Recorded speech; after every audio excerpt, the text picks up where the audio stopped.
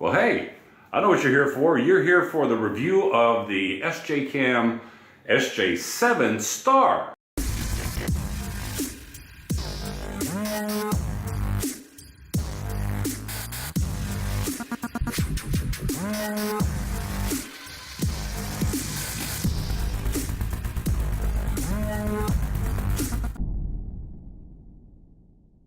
And you know what? I've had this now for almost a week, and I've done some rugged testing with this camera, and a couple of things to note about it is the improved bit rate. Now in 4K it records at 60 megabits per second, which is a huge improvement because the SJ cam was recording at 30 megabits a second, and whenever you were recording in 2K or 4K that is interpolated, you were running into the problem of it was not able to handle all the information that was coming in, and it was kind of stuttering a little bit, and you saw it a lot with artifacts that would happen, especially if you shot in 60 frames a second in 1080p. You saw a lot of artifacts whenever you swept the camera. But this is a whole different monster. So let's talk about a couple of things that stand out right now, which is first and foremost the build quality of this camera. It is fantastic. I've said it in the other video and I'll say it again, that the build quality of this SJ7 STAR is phenomenal. It's built out of aluminum. It's an aluminum shell. It's got a nice beveled edge, 2-inch touchscreen now. One thing that SJ Cam does that I really do appreciate, they started doing it with the SJ5000X line, is including this little lens protector. It may not seem like a big deal, but you know, when you're traveling, you want to be able to protect the camera. Next, we'll talk about stability. The gyro on this camera is very good. It's not fantastic. It's not like the Sony X3000 with the Boss system, but it is very good for what it is. And here's an example of a clip of without and with. 1080p, gyro off.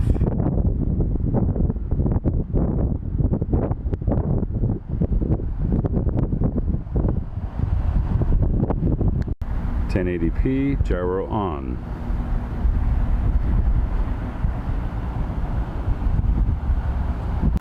Now we can talk about something else, which is the audio of this camera. And if you look right there is the microphone.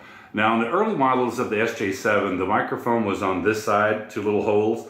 Now they've incorporated it on the front of the lens, which is very nice because now you get good front-facing audio from the camera. And here's the audio test that I did with the SJ7 STAR against the SJ5000X Elite versus the GoPro Hero 5. All right, we're gonna do a quick audio test just to test the microphones on the SJ7 STAR, and I'm gonna compare it to the SJ5000X and also the GoPro Hero 5 in stereo. So the SJ Cam, 1, 2, 3, 4, 5. SJ5000X, 1, 2, 3, 4, 5. And the Hero 5, 1, 2, 3, 4, 5. So that is an audio test just to see the comparison between the three cameras and see how the SJ7 STAR really sounds. Now here's something that's interesting to note. I'll show you some 4K footage first that I took with the SJ7. I took it yesterday out at the duck park. I call it the duck park because that's what my daughter calls it. But the footage was very good. I will say one thing about the SJ Cam line of cameras is if it records at 60 megabits a second, when you render the video, like in 4K, what I had to do with this, I had to render that at 60 megabits a second. I couldn't render it any lower because then artifacts start happening. So, you know, is that a plus or a minus? You can get great footage with the 4K, but at the cost of a humongously large rendered file just to be able to take advantage of the quality of the 4K that the camera does have to offer.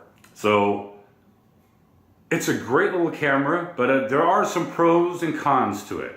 Now, I know the first question that everybody's going to ask is this the GoPro killer? It's not. And you know, at the price point of $199, it's a fantastic price point considering that the Hero 5 is going to be $399. So you're looking at something that is half the cost to be able to get native 4K footage, which is great in my opinion. But the quality of the Hero 5, as far as the way that they do compression, the menu screen, the touch screen is a lot better interface as far as I'm concerned. The touchscreen works well on the SJ7. It's just a little glitchy when you're trying to put pressure on it. Sometimes it moves, sometimes it doesn't. One thing I found that was very unique is with the SJ5000X, you can use the gyro on 1080p at 60, you can use the gyro at 2K, and also you can use the gyro on 4K, but this guy you cannot. You can use it at 1080p, you can use it at 2K, 2.7K, I have to kind of go back and take a look at some of the footage that I did, but at 4K, nope. Also, your field of view on 1080p at 60 is limited to wide. You have no opportunity or option to be able to change your field of view on this, so it's going to stay wide angled. One thing that, you know, and I'll give SJ Cam credit in this one department, which is very big as far as I'm concerned, is that they constantly come out with new firmwares, even on their old product. The SJ4000 Wi-Fi, they just did an update last month for another new firmware, which I think is great. I think it was last month, it may have been March. I don't know, I'm old, so. But SJ5000X Elite constantly gets firmwares. It's like every 2 months it seems that they're coming out with a new firmware. And if you look at my previous videos, I'm always doing comparison. Now on the SJ5000X, 1.4.6 is my personal favorite. They came out 1.50, but it has some glitches, some drop frames that were going on. So I know that they pulled that. They're supposed to be coming out with another firmware update for the 5000, but right now we're talking about the SJ7. Now, the firmware that this came with was the 1.13. I went ahead, as soon as I got the camera, I updated it to the 1.15. Now, so I can't speak to what was on 1.13 if they had a lot of options that are missing right now on this firmware, but I'll give you some pros and cons, in my opinion, as a consumer, because I use these cameras, of what I think are the strong points of this camera and maybe some of the things that need to be addressed. First and foremost, battery drawer.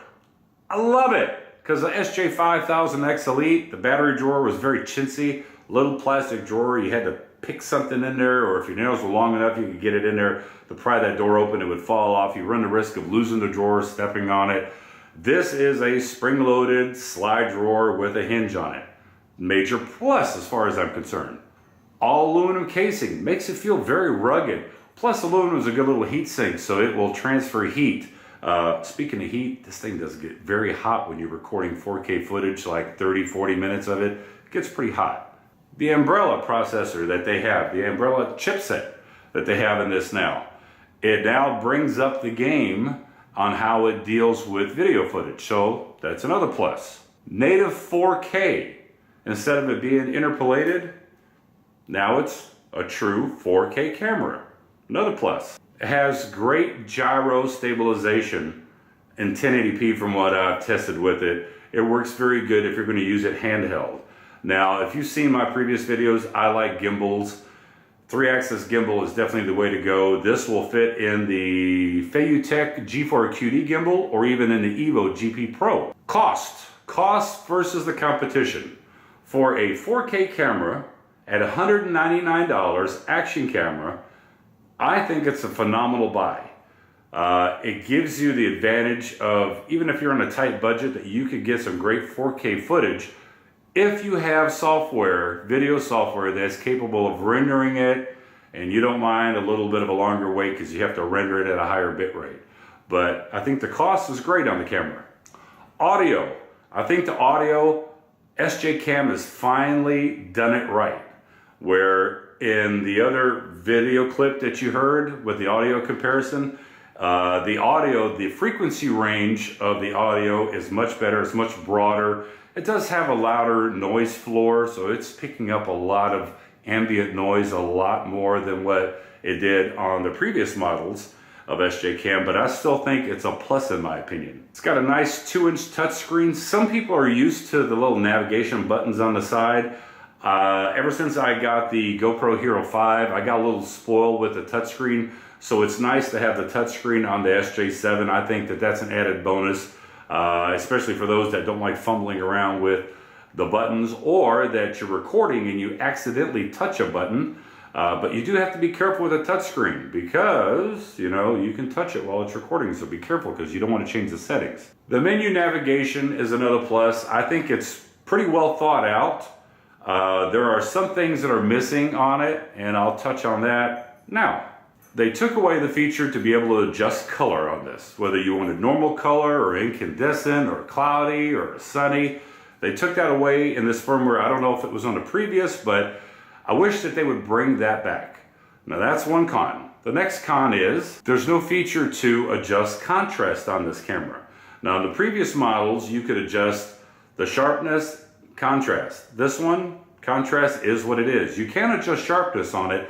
And I'll say one thing that I do like, even if you have the sharpness on strong on this SJ7, it's not overpowering like it was on the SJ5000X. Most of the shots with the SJ cams in general, but even with the SJ7, they're a little bit overexposed in certain areas. And it doesn't really matter what metering setting that I put it on, it's still a little bit overexposed. So those of you that like to just hit auto and go, you may have some issues that you need to correct in post when you're using this camera. For those of you that are more well-versed in manual settings to be able to adjust your ISO and such, then that may be a better option for you. Another thing that's missing, SJ6 Legend had it. There's no 1/4-20 screw. Where's it at? That was a nice little feature. Now, it may be because they ran out of room, because this SJ7 STAR is actually smaller than the SJ5000X Elite.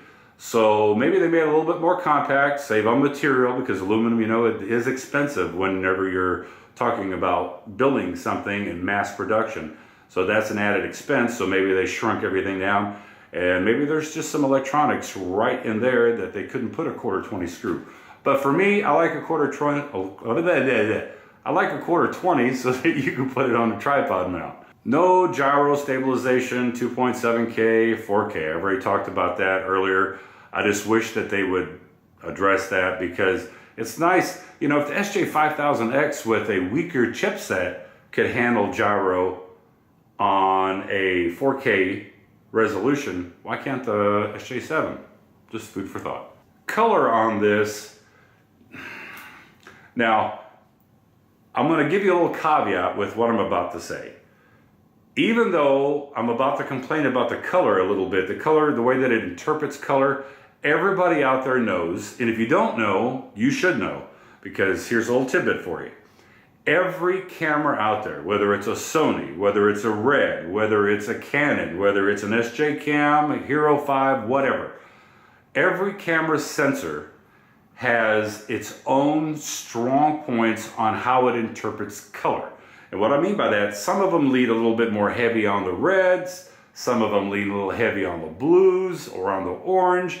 I believe a lot of that is firmware driven because when I first got the SJ5000X Elite, when I first got it, I hated it because I was like, what the heck is up with the skin tones? The skin tones look like the crayon color of skin tone. And whenever you film something that was red, and I mean red, it looked orange. So luckily with firmware updates as they were doing them, the color got better. So I know that that's something that can be addressed with a firmware update, but this camera is a little heavy on orange and browns. And it's almost like a mix where it goes from orange into the brown spectrum. It's a little heavy in that area. It's not heavy in the blues like normal SJ cams are. Like the 5000X Elite is now very heavy in blues, but you know, that's something that you can fix in post. You can color grade, you can color correct. So, you know, is that a big deal breaker for me? No, it's not. So my final thoughts on the SJ7 STAR, is it worth it? If you're going to compare it to the Hero 5 side by side, It's not. But if you're going to judge it on its own merits for what it is for an action camera, yes, it is. It is definitely worth it. I definitely give it a thumbs up because of, number one, the price point. At $199, you cannot go wrong. It has been, now granted, it's only just been shy of a full week, but I've used it a lot this last full week. And, you know, it only comes with one battery, and I was very surprised that, I guess it depends on the outside temperature, because when it was in the upper 80s, low 90s, I was only getting around 50 minutes of 4K on the battery. The cooler temperatures, it seems to last a little bit longer. But is it worth it to get an extra couple of batteries? Yeah, because there's not one camera that I have, like the Sony that I've got, that I'm filming this with. I've probably got 5 or 6 of those extended life large batteries. And I've got them for all my cameras. I always get extra batteries. I will probably get a couple extra for this SJ cam. But my final thoughts are, it's a great camera. The build quality is phenomenal. You're not talking about cheap plastic that you can bend or mess around. It just works fantastically. It feels great. It actually, if somebody had covered up the SJ cam logo and handed me this camera and said, all right, Andre, tell me what you think about this camera, I would say, wow, the build quality is fantastic. It resembles an SJ cam as far as its layout and its overall appearance, but wow, the build quality is fantastic. So that's definitely a plus for SJ cam. I like the SJ6 Legend. I thought it was a great camera, but then again, you know, it had its limitations with the chipset. Now with the Umbrella chipset, it gives SJ cam an opportunity to really start competing with the likes of Yi and GoPro. But SJ cam, SJ7 STAR, is it a star? For $199, yes, it's a star. I've got a link in the description below if you want to check out the SJ7 STAR. I've also got a link in the description below for the SJ5000X Elite, because, you know, in the audio test, the video looked really good on the SJ5000X. So I hope you guys have a great day. I have been looking forward for the last 3 months to really take a look at this camera and check it out and see what its possibilities are. And I think that there's even more possible things that can be done with this camera given another firmware update. But for those of you watching, thank you very much. Share the video. Hey, I appreciate it. And if you're not a subscriber, become a subscriber. If you like the content, I've got a lot more coming like this. I've got some more action camera reviews coming up, and then I've got the Saramonic wireless lavalier mic that's coming up also on review. So have yourself a great day, and I will talk to you later. Bye.